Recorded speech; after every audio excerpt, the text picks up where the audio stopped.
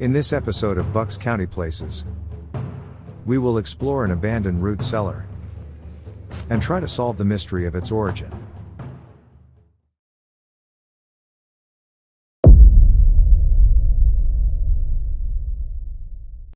But first, I want to thank Alex Shulzhenko from Alpha Group of Compass Real Estate for sponsoring this video.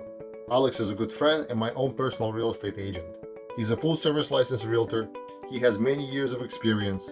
He's also an Army veteran who helps veterans to buy homes through VA programs. Overall, Alex is just a great guy.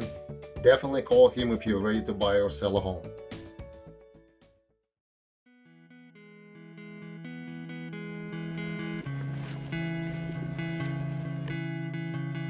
A friend wanted to show me an old abandoned root cellar. I met him with my son Daniel. The area turned out to be with much denser growth than I anticipated. Daniel quickly realized that he should have dressed a little differently for this one. He got scrapes and cuts from the thorns, and on top of it, he got stung by a bald-faced hornet. You okay? I was beginning to think that maybe this was not such a good idea. As we got closer, the growth got progressively denser. I had to crouch most of the time to get from one place to another. It's obvious that this area does not get visited by the people often. We finally make it. The cellar is in the middle of nowhere. At some point, this must have been a bustling farmland with a stone farmhouse. Typically, the cellar would be right outside of it. No sign of the house anywhere. That's the vent hole. You see the vent? Yeah. That's the vent hole.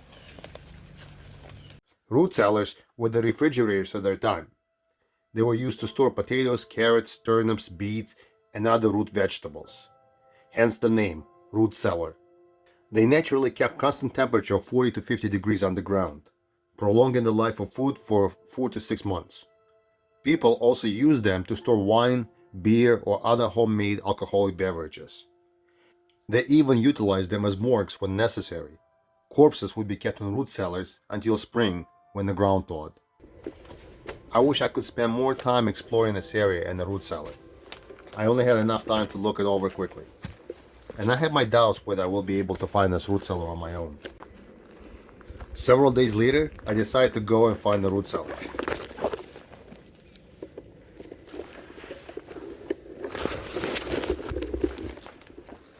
I searched the area for an hour getting ripped up by thorns. But I did not find it. Exhausted and extremely disappointed, I returned home. A couple more days later, and I was back at it again. I had to find the damn thing. But I was also curious about the history of the cellar. Whom did this thing belong to? And what happened to the farm and the farmhouse? I was back on the old railroad path, determined to find it again. As I was searching for the root cellar, I found some interesting items. An old Coca-Cola bottle. Coke bottles used to be stamped with a production date. This particular bottle was from the year 1960. I also found this small bottle. No clue its age or purpose. This was the best find of all. An oil lamp burner. It was part of a glass oil lamp. Before electricity became a thing, early homes would have several of this in each room. You'd need multiple of these lamps to provide sufficient light in the room. I was about to throw in a towel again as I came upon this. It looks like a well, but appears too narrow to be one. I'm not sure what it was used for, but I knew I'm close to what I was looking for.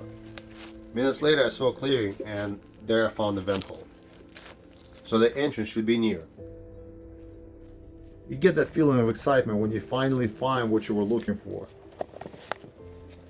Last time, I must have walked, or better yet crawled, right by it multiple times and missed it.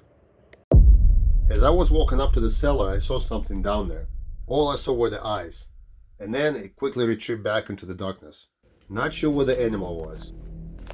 I was also not sure how much I wanted to go down there now. I did not want to get attacked by a cornered raccoon or whatever that thing was. That was interesting. Did you all see that ghost? When I went down there, I didn't see an animal. It may have gone through one of the several holes here. It may still be here hiding, but I just don't see it. I did find this box turtle. Cool little guy. I let it be. This place is a bit creepy and it's infested with the camel crickets. They're literally everywhere. All over the walls and ceiling. Some already fell on me and behind the collar of my shirt. It's a good thing I'm not easily creeped out by such things. It is amazing how solid the construction of this thing is. It is completely intact and will probably remain so for many more centuries to come. I still wanted to know to whom this farm belonged and what happened to it. Finding it was easier than I expected. I took an 1891 map of the area and overlaid it over the Google map. At that time, maps had each property farm outlined and the name of the proprietor and the number of acres he or she owned. There were several farmlands in the area, but only one farm with the dwellings on it, and it belonged to William Tomlinson. Now let's see if we can find out who William Tomlinson was. I looked through several Bucks County genealogy books, and I got a hit on one of them in 1887 book by a local historian, J.H. Battle, History of Bucks County, Pennsylvania.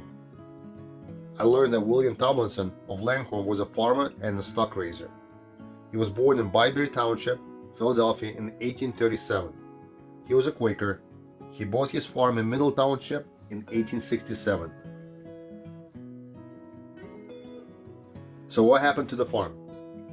The year before the old map was drawn, the Trenton Cutoff Railroad branch came through right next to the farm in 1890.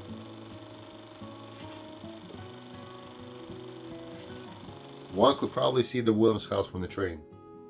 In 1906, another parallel railroad track came right through what was Williams' property, the New York Short Line. I believe at that time William Tomlinson was forced to sell his farm to the railroad, and his house was probably demolished by the railroad people shortly after. All that remains is this root cellar. As I looked around the immediate area a little bit better, I found the remnants of the house. The foundation is still visible. This may be what the house would have looked like. I will come back to explore the area in the future, but for today I say goodbye, and please do not forget to like, share, and subscribe.